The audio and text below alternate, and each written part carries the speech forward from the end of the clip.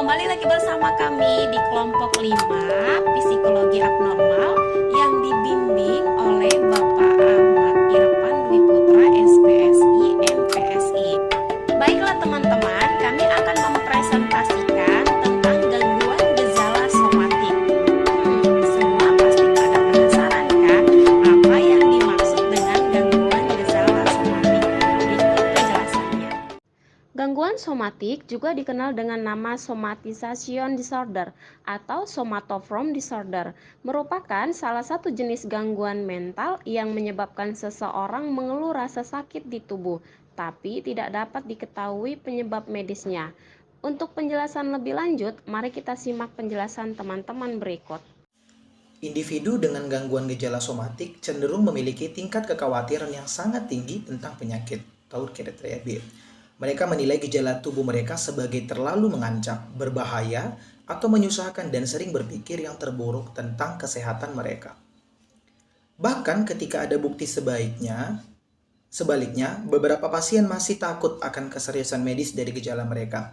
Pada gangguan gejala somatik yang parah, masalah kesehatan dapat mengambil peran sentral dalam kehidupan individu, menjadi ciri identitasnya dan mendominasi hubungan antar pribadi. Baiklah, saya akan melanjutkan presentasi dari rekan saya sebelumnya. Saya akan memperkenalkan diri saya, nama saya Trivena, dan isi presentasi saya adalah sebagai berikut. Hal-hal yang relevan sebagai ciri-ciri perilaku yang terkait dan dapat mencangkup pemeriksaan tubuh yang berulang untuk kelainan, dan berulang kali mencari bantuan dan kepastian medis, dan menghindari aktivitas fisik. Ciri-ciri perilaku ini paling menonjol pada gangguan gejala somatik yang parah dan persisten. Fitur-fitur ini biasanya dikaitkan dengan permintaan bantuan medis yang sering untuk gejala somatik yang berbeda. Hal ini dapat menyebabkan konsultasi medis di mana individu begitu terfokus pada kekhawatiran mereka yang gejala somatik sehingga mereka tidak dapat dialihkan ke masalah lain. Setiap kepastian oleh dokter bahwa gejala tersebut tidak menunjukkan penyakit fisik yang serius cenderung berumur pendek dan atau dialami oleh individu karena dokter tidak menanggapi gejalanya dengan serius. Karena fokus pada gejala somatik adalah fitur utama dari gangguan tersebut. Individu dengan gangguan gejala somatik biasanya datang ke layanan kesehatan medis umum daripada layanan kesehatan mental. Sekian dari saya dan akan dilanjutkan oleh rekan saya selanjutnya. Yang akan dilanjutkan oleh saya. Emosional, kecemasan atau depresi komorbiditas sering terjadi dapat memperburuk gejala dan gangguan. Lingkungan, gangguan gejala somatik lebih sering terjadi pada individu dengan pendidikan beberapa tahun dan status sosial ekonomi yang rendah. Pengubah kursus, gejala somatik yang persisten berhubungan dengan ciri-ciri demografi atau jenis kelamin perempuan, usia yang lebih tua, tahun pendidikan yang lebih sedikit, status sosial ekonomi yang lebih rendah, tidak bekerja, riwayat pelecehan seksual atau kesulitan masa kanak-kanak lainnya yang dilaporkan. Penyakit fisik kronis yang bersamaan atau gangguan kejiwaan seperti depresi, kecemasan, gangguan depresi persisten, panik, stres sosial, dan faktor-faktor sosial memperkuat seperti manfaat penyakit. Warahmatullahi wabarakatuh. Perkenalkan, nama saya Nabila Husna, NIM saya 203310077. Saya akan menjelaskan tentang gejala somatik. Nah, gejala somatik ini dia menonjol dalam berbagai sindrom terikat budaya. Jadi, sejumlah besar gejala somatik ini sudah ditemukan dalam studi berbasis populasi dan perawatan primer di seluruh dunia dengan pola serupa dari gejala somatik, gangguan, dan pencairan pengobatan yang paling sering dilaporkan. Jadi, hubungan antara banyak gejala somatik dan depresi ini dia tampaknya sangat mirip di seluruh dunia dan di antara budaya berbeda dalam satu negara. Kondisi medis lainnya, adanya gejala somatik dengan etiologi yang tidak jelas cukup untuk menegakkan diagnosis gangguan gejala somatik. Banyak individu mengalami gangguan seperti sindrom iritasi usus besar atau fibromialgia tidak akan memenuhi kriteria yang diperlukan untuk mendiagnosis gangguan gejala somatik.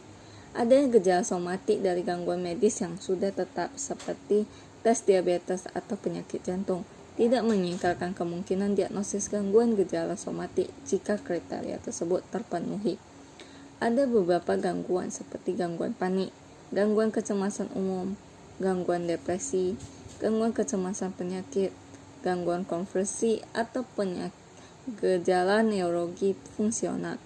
gangguan delusi, gangguan dismorfosi, gangguan obsesif kompulsif, dan komorbiditas.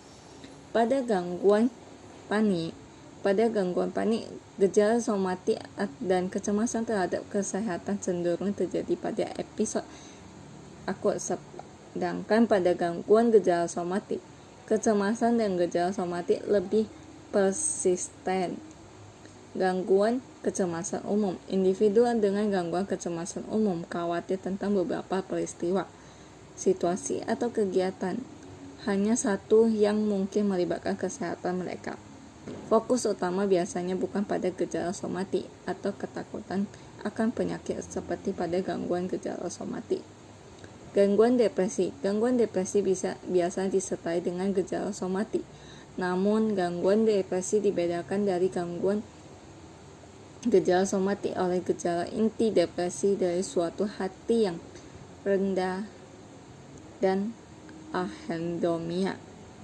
Gangguan kecemasan penyakit. Jika individu memiliki kekhawatiran yang luas tentang kesehatan tetapi tidak ada atau gejala somatik minimal, mungkin lebih tepat untuk mempertimbangkan gangguan kecemasan penyakit. Gangguan konversi atau gangguan gejala neurologi fungsional. Pada gangguan konversi, gejala yang muncul adalah hilangnya fungsi anggota tubuh, sedangkan pada gangguan gejala somatik, fokusnya adalah pada penderitaan disebabkan oleh gejala tertentu. Fitur yang terdaftar di bawah kriteria B, gangguan gejala somatik, dapat membantu dalam membedakan kedua gangguan tersebut.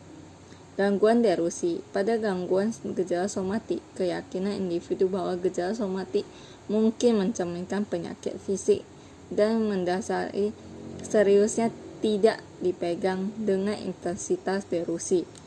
Namun, dengan keyakinan individu tentang gejala somatik dapat dipegang teguh. Pada gangguan waham subtipe somatik, gejala somatik berupa keyakinan dan perilaku lebih kuat daripada yang ditemukan pada gangguan gejala somatik.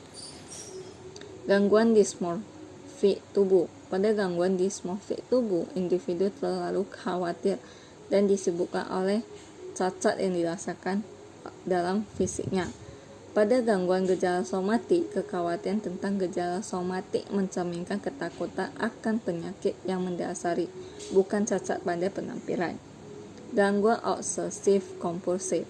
Pada gangguan gejala somatik, gagasan berulang tentang gejala atau penyakit somatik kurang mengganggu, dan individu dengan gangguan ini tidak menunjukkan perilaku berulang terkait yang ditunjukkan untuk mengurangi kecemasan yang terjadi pada gangguan obsesif kompulsif. Komorbiditas.